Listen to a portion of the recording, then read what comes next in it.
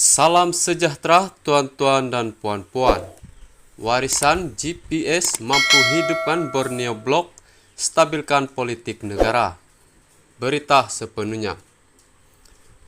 Merujuk kepada ucapan yang dibuat oleh Presiden Parti Warisan Safi Abdal di Matunggung, Kota Marudu, Sabah pada 13 Oktober 2022, di mana beliau telah mengatakan bahwa Sabah dan Sarawak bakal menjadi kingmaker dalam Persekutuan Malaysia dengan 56 kerusi parlimen pada PRU15 ini.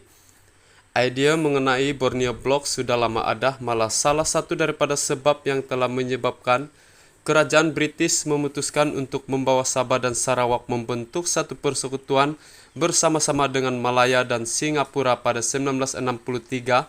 ialah untuk mengimbangi isu demografi penduduk Malaya dan Singapura yang menjadi batu penghalang utama kepada pembentukan Malaysia ketika itu. Ini menunjukkan kepada kita semua bahwa Borneo Blok adalah sangat penting kerana kehadiran Sabah dan Sarawak sebagai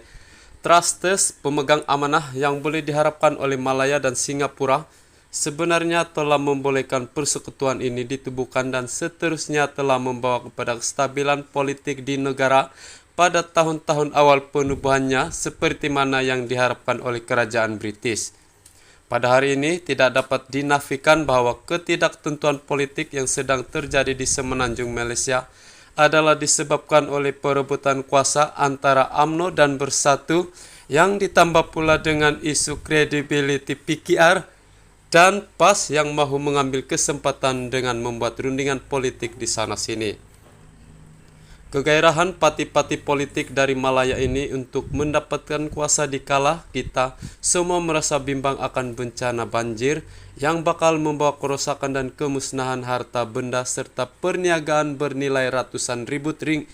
ringgit, memberi satu gambaran kepada kita semua bahwa ketidaktentuan ini akan terus berlarutan selepas PRU15, melainkan Borneo Blok campur tangan sekali lagi untuk menyelamatkan keadaan.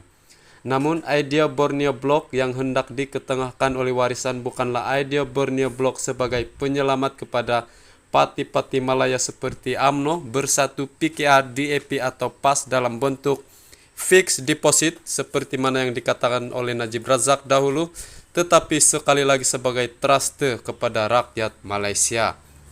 Sebagai permulaan, 56 kursi parlimen Sabah dan Sarawak adalah cukup untuk membolehkan Borneo Blok memaksa mana-mana gabungan yang mahu mentadbir Putrajaya bukan hanya untuk memberikan apa yang sepatutnya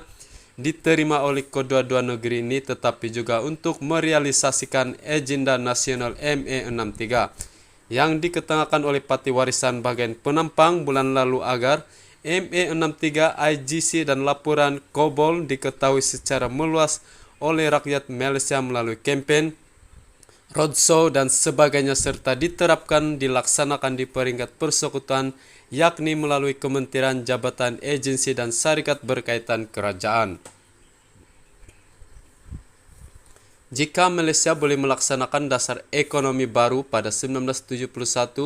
selama 19 tahun sehingga 1990 atas tujuan penyusunan semula ketidakseimbangan sosioekonomi yang wujud di negara pada masa itu, maka mengapakah satu dasar atau agenda yang melibatkan pembentukan Malaysia tidak boleh direncanakan?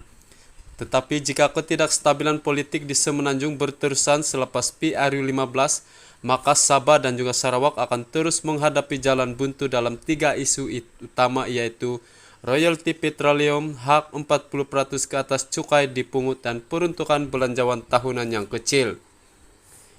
Ini adalah kerana parti-parti Malaya yang menguasai Putrajaya akan memastikan sebahagian besar kewangan persekutuan akan diperuntukkan untuk menampung belanjawan pembangunan dan pengurusan di semenanjung.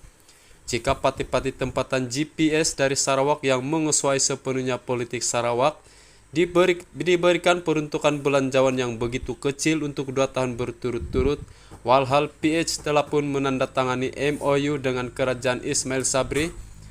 maka apakah yang boleh diharapkan dengan parti-parti UMNO dan Bersatu yang mau bertanding di hampir ke semua kursi-kursi parlimen Sabah?